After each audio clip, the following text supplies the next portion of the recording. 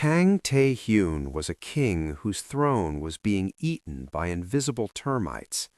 He had survived 3 assassination attempts in a month, but he couldn't survive a decimal point moving 2 spaces to the left on a holographic screen. To the world, he was a lethal predator. To the data, he was already a ghost. The air in the penthouse was thick with the scent of expensive cologne and copper-scented blood. Silas Vane, the family's CFO, stared at the glowing blue financial displays, his hands trembling as the charts took a jagged terminal dive. "It's not a hack, boss," Silas whispered, his voice cracking. "The liquidity is just dissolving. Every time we move a dollar, 10 more vanish into the ether. We are 18 months from a total collapse." Tae-Hyun sat heavily at the mahogany table, nursing a jagged, fresh gash on his temple from the morning's ambush. He looked like a man who had survived the physical fight, only to realize he was losing the war. Across the table, the anxious witnesses, his lieutenants, watched him with a hunger born of fear. In the middle of this high-stakes fracture stood Tasha Wright. Clad in a crisp navy uniform, her face a mask of unreadable calm, she stepped forward to place a white porcelain teacup in front of the bleeding boss. To Tae-Hyun, she was a background character, a silent fixture of his privilege. He looked at the steady steam rising from the cup, then up at her, and let out a harsh, desperate laugh. "What do you think, Tasha? Are you praying for my bank account, or are you just here to watch the empire sink from the front row?" He thought he was making a joke to a maid. He didn't realize he was asking the only person in the room who was actually watching the code behind the collapse. Rain lashed against the floor-to-ceiling windows of the penthouse, mirroring the chaos that had just unfolded on the streets of downtown Seattle. Kang Tae-Hyun stood by the window, his reflection ghostly against the dark skyline. He peeled off his charcoal suit jacket, revealing a white dress shirt ruined by a jagged spray of blood that wasn't his own. He didn't care about the shirt. He cared about the sting in his temple, where a shard of glass had grazed him during the high-speed pursuit. "They knew the route, boss." Marcus the Wall Stone rumbled, his massive frame blocking the entrance to the lounge. His hand remained reflexively near his holster. "It wasn't a random hit. It was a surgical strike." Kang Tae-Hyun didn't respond. He didn't have to. The physical threat was a language he spoke fluently, but as he turned toward the mahogany conference table, he faced a different kind of violence, one that didn't leave a scent of gunpowder. Silas Vane sat hunched over a series of transparent holographic displays that cast a cold, clinical blue light across his strained features. The charts were a massacre of red lines and plummeting bars. The family's CFO looked as though he hadn't slept in a week. His eyes were bloodshot, tracking data points that refused to stabilize. "Give it to me straight, Silas," Tae-Hyun said, his voice a low, dangerous silk. He sat heavily at the head of the table, the adrenaline from the ambush finally curdling into a cold, hard knot of fury. "How much did we lose while I was busy not dying?" Silas swallowed hard, his fingers hovering over the interface. "It's not just the ambush, Tae-Hyun. While you were held up on the I-5, someone triggered a liquidity drain. It's the Termite Protocol, the same one I warned you about. Small, untraceable increments, but they've accelerated." A holographic ledger expanded in the center of the room. Numbers flickered and vanished like digital ghosts. 40 million. Gone in 48 minutes. Our shell companies in Panama are being bypassed, and our laundering nodes in Macau have gone dark. At this rate, the Hang family won't just be weak, we'll be insolvent by the next moon. Raylan, the operations manager, slammed a fist onto the table. "This is a short cell attack. Someone is betting on our death while they pick our pockets. It has to be an internal leak." The tension in the room was a living thing, thick and suffocating. The anxious witnesses, the lesser lieutenants, shifted in the shadows, their loyalty visibly fraying as they watched their king's treasury evaporate. Amidst the escalating shouting and the frantic glow of failing data, a soft chime of porcelain sounded. Tasha Wright moved into the light, her Navy uniform sharp and undisturbed by the panic. She placed a fresh teacup beside Tae-Hyun's rigid hand. Her eyes remained lowered, but her presence was a silent, steady anchor in a room full of drowning men. She saw the ledger. She saw the flaw. And for the first time, her hand lingered a fraction of a second too long on the saucer. Tasha Wright moved with the practiced grace of a ghost. To the men in the room, she was no more significant than the shadow cast by the heavy velvet curtains or the low hum of the air conditioning. She was part of the background, a utility designed to provide comfort and then vanish.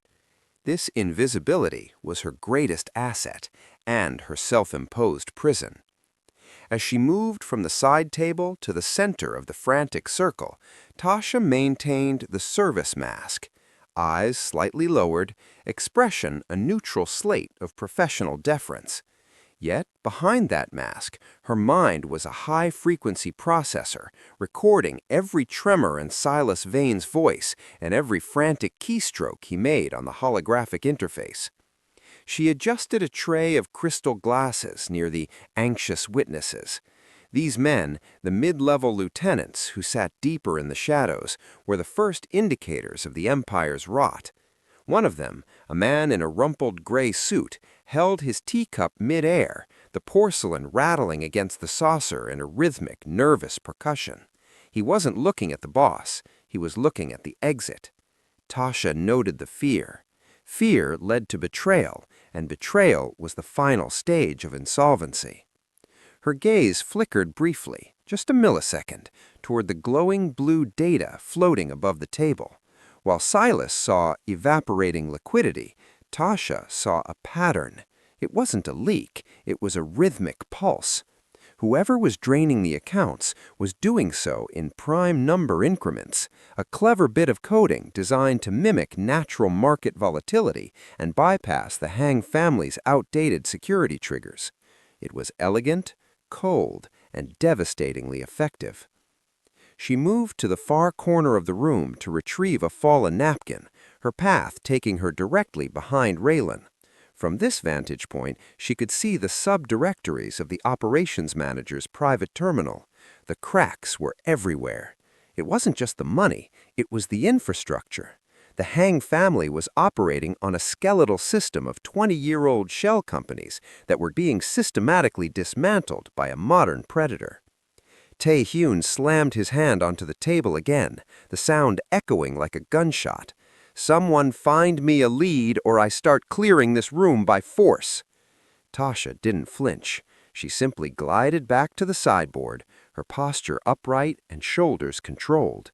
She was the only character in the room not reacting to the chaos, because she was the only one who already understood the outcome. To the men, she was just the woman in the Navy uniform, ensuring the tea stayed hot while their world burned. They didn't realize that the silent architect had already mapped their collapse, and that she was the only one who knew how to bridge the breach.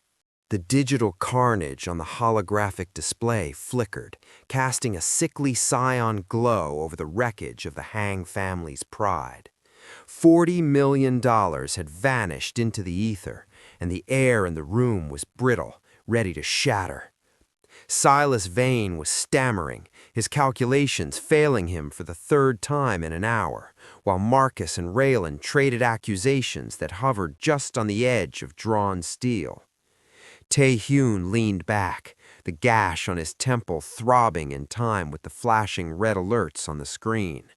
His gaze drifted from the useless data to the woman standing at the periphery. Tasha was currently replacing a silver sugar bowl, her movements so precise they felt like a silent insult to the chaos surrounding her. She was a picture of absolute, terrifying composure. A dark, reckless impulse took hold of him. He was a man who lived by the sword, and seeing his empire dismantled by invisible math made him want to lash out at anything that seemed too stable. "Look at her," Tae-Hyun said, his voice cutting through the lieutenant's bickering like a blade. The room went silent. He gestured toward Tasha with a blood-stained cuff. "The world is ending, my men are losing their minds, and Tasha is worried whether the spoons are aligned." Tasha didn't pause. She placed the bowl down with a soft clink and stood with her hands clasped loosely in front of her navy uniform. She didn't look up, but she didn't look away. Tae-Hyun let out a harsh, jagged laugh. "Tell me, Tasha, since you've been standing there all night listening to these geniuses fail me, what's your expert take? Should I buy more tea? Or perhaps you have a strategy for the $40 million hole in my ledger?" Raylan scoffed, a sneer twisting his lips. "Boss, don't waste your breath. She wouldn't know a shell company from a soup bowl." Tae-Hyun ignored him, his eyes locked on the woman he had treated as a piece of furniture for 2 years. He wanted to see her flinch. He wanted to break that infuriating silent dignity. "Come on, Tasha, don't be shy. You've seen the numbers. You've heard the panic. Give us the benefit of your vast service industry wisdom. How do I stop the bleeding?" It was a cruel joke, a public humiliation meant to vent his own helplessness. The anxious witnesses in the back smirked, glad the boss's ire had shifted away from them. But Tasha didn't flinch. Slowly, she raised her head. For the first time, her eyes met Tae-Hyun's, and they weren't the eyes of a maid. They were cold, analytical, and radiating a level of intelligence that made the air in the room suddenly feel very, very thin. "The bleeding isn't coming from your ledger, Mr. Kang," she said, her voice a calm, melodic chime that silenced the room more effectively than a gunshot. "It's coming from your arrogance, and if you'd like me to fix it, I suggest you tell your CFO to stop looking at the losses and start looking at the prime number intervals in the outgoing packets." The joke died instantly. The silence that followed was heavy with the sudden, terrifying realization that the most dangerous person in the room had finally decided to speak. The silence in the penthouse was no longer the heavy quiet of despair. It was the vacuum that precedes a lightning strike. Tae-Hyun's eyes narrowed, his mockery frozen on his lips, as Tasha Wright took a single, deliberate step toward the glowing holographic display. She didn't wait for permission. The service mask had not just slipped, it had been discarded, revealing a mind that moved with the predatory grace of a high-frequency algorithm. "You're looking for a thief, but you're being robbed by a rhythm," Tasha said, her voice cutting through the tension with clinical precision. She reached into the blue light of the terminal. Her fingers, which had just been balancing a teacup, moved across the interface with a speed that made Silas Vane gasp. The 40 million didn't vanish in a lump sum. It was siphoned through 12,000 microtransactions, each timed to the millisecond of your own internal transfers. She swiped a hand across the air, isolating a stream of data that Silas had dismissed as background noise. "It's a Termite Protocol. It doesn't break into your house, it eats the foundation while you're busy painting the walls." She pointed to a specific spike in the volatility index. "Look at the intervals, 7, 11, 13, 17. They're prime number sequences. Your security software is programmed to flag even-sum anomalies, so the attacker is hiding the drain in the prime number gaps where your firewall doesn't look. By the time your CFO realizes the bucket is leaking, the water has already been rerouted through a decentralized ledger in Zurich, converted to Monero, and tumbled through 6 private wallets." Silas leaned in, his face turning an ashen gray. That's impossible. No one in the city has the processing power to run a prime gap siphon in real time." "Someone does," Tasha countered, her eyes reflecting the cold blue of the screen. "And they aren't in the city. They're using a short cell logic, attacking your physical assets to drive down your internal confidence, then triggering the drain the moment your focus shifts to the streets. "You were ambushed on the I-5 today, not to kill you, Mr. Kang, but to create a 3-minute window of panic. In those 3 minutes, while your security was distracted, the protocol took another 6 million." She pulled back, her posture returning to its elegant, disciplined stillness. "You don't have a financial problem, you have a parasitic infection. And if you keep using these outdated shell companies to fight it, you'll be bankrupt before the sun rises." Tae-Hyun stared at her, the gash on his temple forgotten. The woman standing before her wasn't a maid, and she certainly wasn't a joke. She was a master of a battlefield he didn't even know existed. The room remained paralyzed, the anxious witnesses staring in slack-jawed shock at the woman who had just dismantled a multi-million-dollar conspiracy in 30 seconds of cold, absolute brilliance. The air in the room didn't just cool, it curdled. The absolute silence that followed Tasha's technical breakdown was broken not by a word, but by the sharp, metallic clack of a slide racking back. Before Tae-Hyun could even blink, Marcus, the wall stone, had bridged the distance. His massive frame eclipsed the light, casting a shadow over Tasha as he pressed the cold, oil-scented muzzle of a Glock 17 against her temple. The anxious witnesses scrambled back, their chair scraping harshly against the marble floor, while Silas froze, his hand still hovering over the holographic data. "Who the hell are you?" Marcus growled, his voice a low vibration that seemed to shake the crystal on the sideboard. "Maids don't talk about prime number intervals. Maids don't know the signature of a Zurich routing ghost." Tasha didn't flinch. She didn't even blink. The barrel of the gun was pressed hard enough against her skin to leave a ring, yet her pulse, visible in the vein of her neck, remained slow and rhythmic. She looked past the weapon, her eyes fixed solely on Tae-Hyun. "I'm the person who just told you why you're going bankrupt, Mr. Stone," she said, her voice devoid of tremor. "You're a plant," Marcus snarled, his finger tightening on the trigger. "You've been standing in this house for 2 years, blending into the walls, waiting for the right moment to show us how much you've stolen. You know too much about the attack because you're the one who launched it. No one is this smart by accident." "Tae-Hyun, stand down," Tae-Hyun said, though he didn't move. He was watching Tasha with a terrifying intensity, searching for a crack in her armor. "Boss, look at her," Marcus demanded, his face reddening with a mix of protective instinct and genuine fear. "She's a professional, a ghost. We ran a background check on a Tasha Wright from Southside, but this woman is a forensic architect. She's been Trojan horsing us from the inside." Raylan stepped forward, his eyes narrowed with suspicion. "He's right. The timing is too perfect. We get hit on the highway, and 10 minutes later, the T-girl turns into an MIT professor. She's a sleeper agent for the Italians, or worse, the feds." Tasha finally turned her gaze to Marcus. The gun remained pressed to her head, but she looked at the head of security as if he were a minor inconvenience. "If I were the one stealing from you, Marcus, I would have stayed quiet. I would have let Silas continue to chase his tail until the last dollar cleared Macau. I would have stood right here, served you your Earl Grey, and watched you walk into a breadline." She looked back at Tae-Hyun. "I am not your enemy, but I am the only person in this room who can stop your enemy. You can pull that trigger and die rich in spirit, or you can tell your dog to sit and let me save what's left of your life."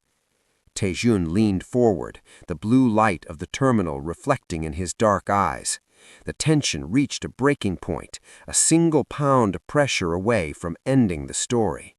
Finally, he gave a curt, almost imperceptible nod.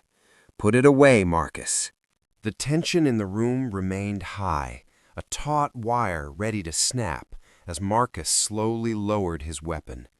Tae-Hyun didn't look at his head of security. His eyes remained fixed on Tasha, searching for the ghost of a lie in her steady gaze. He leaned forward, his elbows resting on the mahogany table, the blue light of the holographic display dancing in the dark pupils of his eyes. "You say you can stop them, Tae-Hyun said, his voice a low, vibrating hum. "But words are cheap in this room. Silas has been giving me words for 6 months while my legacy bleeds out. If you're a plant, you're the most suicidal one I've ever met. If you're not, then you're a miracle I don't believe in yet." He gestured to the sprawling data maps flickering in the air. "Prove it. Don't just tell me how they did it. Tell me what they're going to do next. If you're as good as you claim, tell me when the next termite is going to bite." Tasha didn't hesitate. She stepped back to the terminal, her fingers dancing over the interface with a fluid, percussive rhythm that made Silas's previous attempts look like clumsy fumbling. She pulled up a sublayer of the Hang family's logistics server, the one responsible for the real-time tracking of their offshore fleet. "The protocol doesn't just drain money randomly," Tasha explained, her voice cool and academic. "It triggers when your internal bandwidth is highest, masking its signature in the noise of your own legitimate traffic. You have a shipment of specialized components clearing customs in Singapore in exactly 4 minutes. The moment that data packet hits your primary server, the protocol will open a secondary back door." She pointed to the digital clock on the wall, then back to a specific line of code she had isolated. "In 3 minutes and 40 seconds, a ghost transfer of $2.2 million will initiate. It will look like a standard tariff payment to the Singaporean Port Authority, but the routing number will be off by a single digit, a digit that redirects the funds to a private pool in the Caymans." The room fell into a suffocating silence. Silas checked his own tablet, his face pale. "She's right about the shipment, but the tariff shouldn't trigger for another hour." "They've synchronized with the port's local clock, not yours," Tasha countered, her eyes never leaving the screen. "Watch the secondary ledger. 3, 2, 1. At the exact second she finished the countdown, a red notification flashed on the holographic display. A transfer of $2,200,000 flashed briefly before disappearing into a confirmed status. "Check the routing," Tae-Hyun commanded. Silas's fingers flew over the keys. His breath hitched. It bypassed the primary firewall. It's gone. It's exactly like she said, to the cent. Tae-Hyun stood up, his chair scraping loudly against the marble.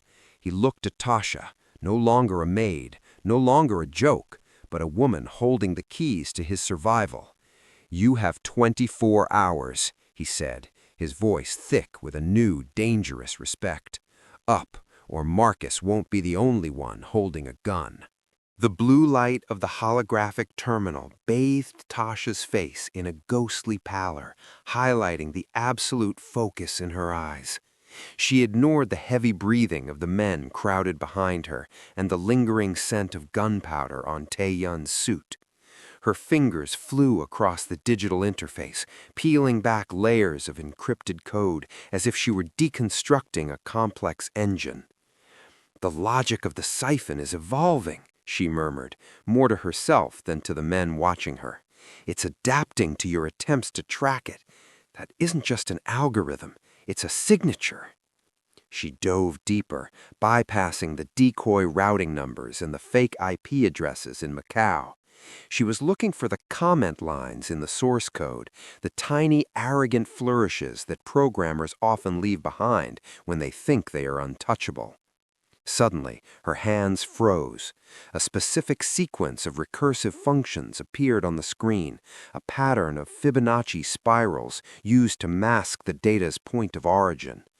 A cold, hollow sensation settled in Tasha's chest. She knew this architecture. She had helped build the prototype of this very firewall breaker 6 years ago, back when she was the rising star of a top-tier Manhattan hedge fund. "Is it a lead?" Tae-Hyun asked, his voice low and expectant. Tasha's throat felt tight. "It's more than a lead. It's a fingerprint."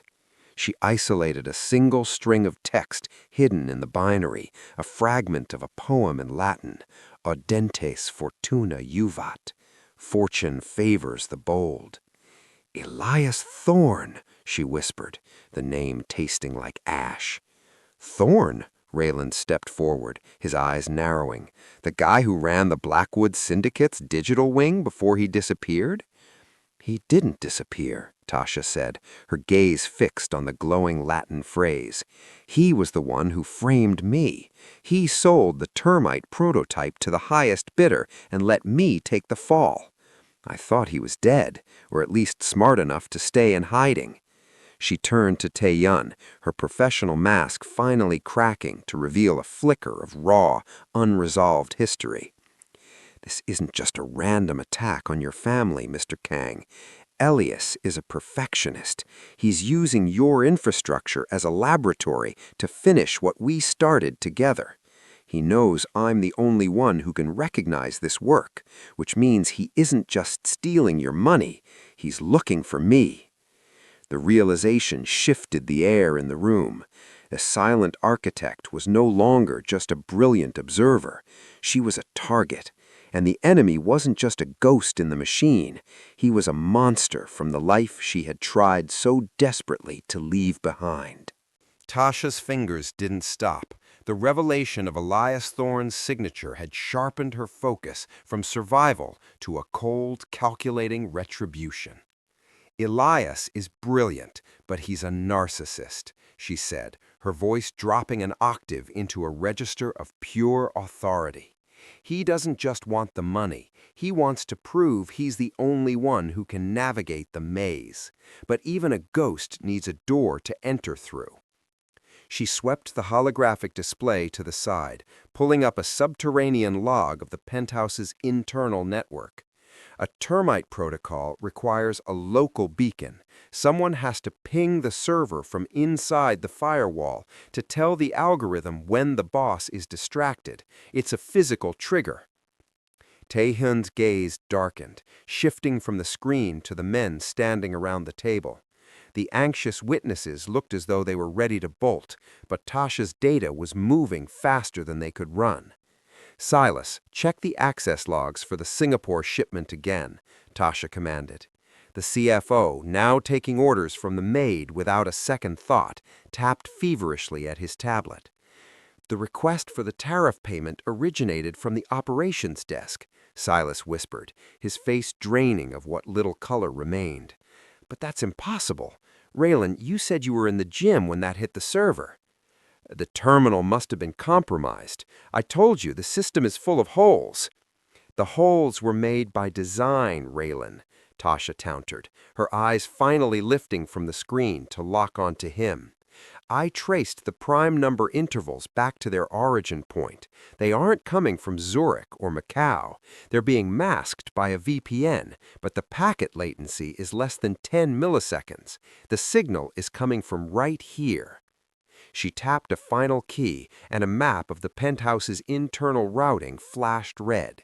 A single pulsing dot illuminated the operations manager's personal tablet, currently tucked into Raylan's jacket. You didn't just have a short-cell logic, Tasha said to Tae-Hyun, her voice as sharp as a scalpel. You had a partner who knew exactly when you'd be on the I-5 so he could trigger the largest drain in the family's history. Raylan wasn't just managing your operations, he was managing your collapse. The betrayal hung in the air like a poisonous gas. Raylan didn't wait for a verdict. He lunged for his weapon, but Marcus was faster, his massive hand pinning Raylan's arm to the table before the gun could clear leather. Tae-Hyun stood slowly, his face a mask of terrifying, quiet rage. He didn't look at the traitor, he looked at Tasha. The hierarchy of the room had fundamentally shifted. The man who thought he was losing a war had just realized he'd been fighting the wrong enemy, and the woman he mocked was the only one with the vision to see the knife in his back. The crash of the penthouse's reinforced glass was the only warning they received. A flashbang grenade skidded across the marble floor, erupting in a blinding white glare that turned the blue holographic data into a searing haze. Before the smoke could settle, the rhythmic thud of suppressed submachine guns tore through the silence of the lounge. "Down!" Tae-Hyun roared. He didn't move toward the exit. He lunged toward the terminal. As Marcus pinned the struggling Raylan to the floor, Tae-Hyun grabbed Tasha by the shoulder, pulling her beneath the heavy mahogany desk just as a spray of 9mm rounds shattered the crystal decanters on the sideboard. The smell of ozone and expensive scotch filled the air.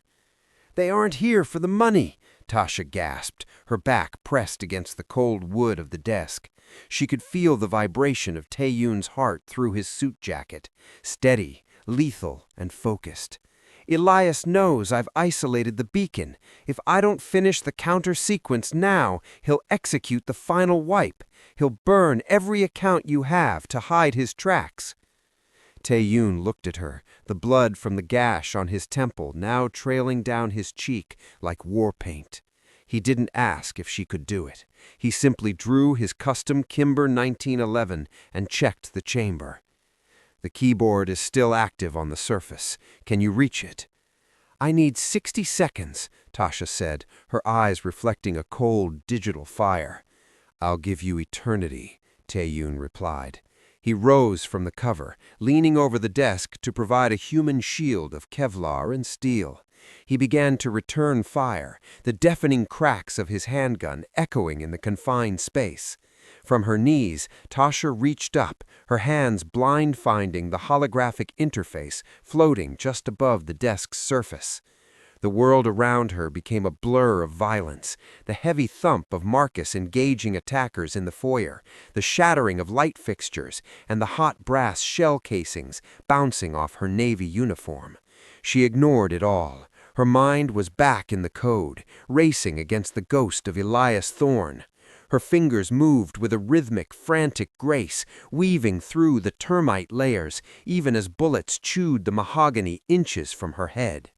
Tae-Hyun took a hit to his shoulder, a grunt of pain escaping his teeth, but he didn't falter.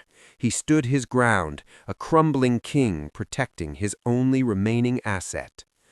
"Almost there," Tasha whispered. She wasn't just defending anymore. As the penthouse turned into a slaughterhouse, she found the vein she needed. She wasn't just stopping the leak, she was preparing to strike back. Tasha's fingers blurred across the holographic interface, her movements fueled by a cold, vengeful adrenaline. Above her, the world was a cacophony of shattering glass and the heavy, rhythmic thunder of Tae-Hyun's Kimber 1911. A bullet whined off the mahogany corner, showering her hair with wood splinters, but she didn't flinch. She had finally breached the termite source code, and what she found was a wide-open digital artery leading straight back to Elias Thorne's primary hub. "He's greedy," Tasha hissed, her voice cutting through the roar of the gunfight. "He didn't just build a drain, he built a bridge. He left the connection open to monitor the wipe in real time." Tae-Hyun grunted as he slammed a fresh magazine into his handgun, his shoulder soaked in crimson. "Can you kill it?" "I'm going to do more than kill it," Tasha replied. Her eyes were wide, reflecting a cascading waterfall of green and gold data. "I'm reversing the polarity of the siphon. He thinks he's draining the Hang family. I'm turning his own algorithm into a vacuum." With a series of violent, precise keystrokes, Tasha executed the Mirror Protocol. On the display, the red lines of the financial bleed suddenly snapped to a halt. For a heartbeat, the data hung in a state of zero gravity, and then, with the force of a digital hurricane, the flow inverted. The ledger didn't just stop bleeding, it began to fill. "I have his shell accounts," Tasha said, a predatory smile finally breaking through her calm. "The Blackwood Syndicate's offshore holdings, their laundered crypto nodes, their entire quarterly liquidity. I'm pulling it all. Every cent Elias stole from me 6 years ago, and every cent he's taken from you today, plus interest." In the hallway, the sound of the assault began to falter. The attackers, Elias's mercenaries, were receiving panicked alerts on their comms. Their funding was vanishing. Their untraceable offshore paychecks were being deleted in real time. On the screen, a massive figure began to spiral downward.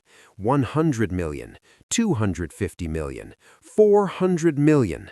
Tasha wasn't just defending a kingdom, she was decapitating a rival empire. She watched as the Blackwood Syndicate's primary treasury hit zero, then dipped into a catastrophic negative. "The siphon is complete," Tasha whispered, hitting the final execution key with a finality that felt like a death blow. "The Blackwood Syndicate is insolvent. By morning, they won't even have enough credit to pay for the bullets they're firing at us."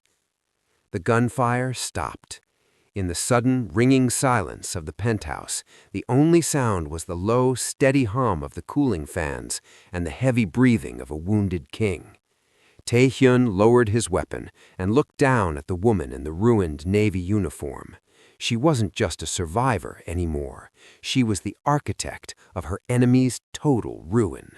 The smoke from the firefight still hung in the air, a bitter fog that swirled around the shattered remains of the penthouse.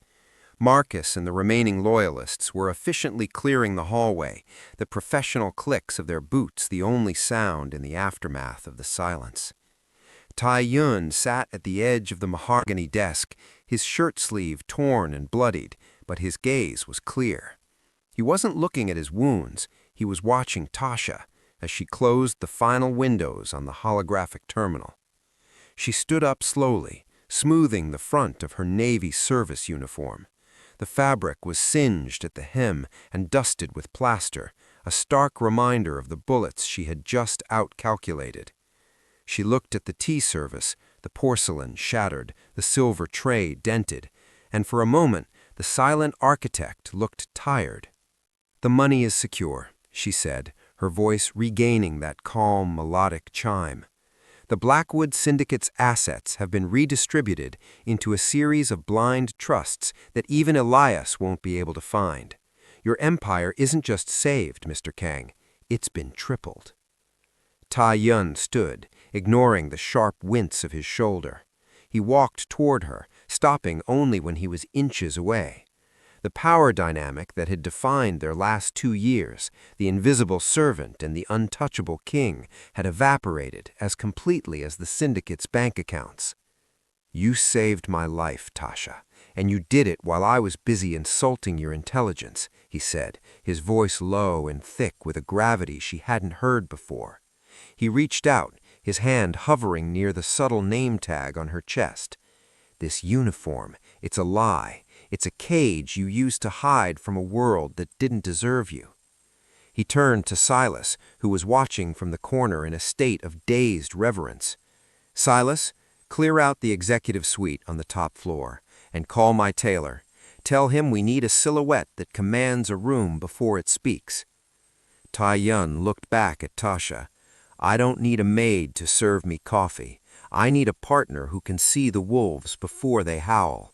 There is a seat at the head of this table, right next to mine. It has been empty for too long." A week later, the elevator doors opened to the inner sanctum of the Hang family. The men who had previously looked past Tasha now stood at attention, their eyes wide with a mix of fear and respect. Tasha stepped out, the navy polyester replaced by a bespoke charcoal suit, the lines sharp and the fit lethal. Her hair was still pulled back with the same discipline, but her eyes were no longer lowered. She walked to the mahogany table, not with a tray, but with a tablet. As she took her seat at Tae-Hyun's right hand, she didn't look like a woman who had found a new job. She looked like a woman who had finally come home to her throne. The golden hour light of a Seattle sunset bled through the windows of the newly fortified penthouse, casting long, sharp shadows across the mahogany table. Tae-Hyun stood by the glass, a glass of vintage scotch forgotten in his hand. He wasn't looking at the city. He was watching the reflection of the woman sitting at the head of the conference table. Tasha, no longer the maid, but the silent architect of the Hang family, was reviewing the projected acquisition of a tech conglomerate. She didn't just look at the numbers, she moved through the data with a predatory grace, her eyes scanning for the structural weaknesses that others missed. Tae-Hyun turned away from the window, his gaze settling on her. He remembered the first day he had truly seen her, the day he had joked about her praying for his bank account. He had thought he was hiring a brilliant mind to fix a leak.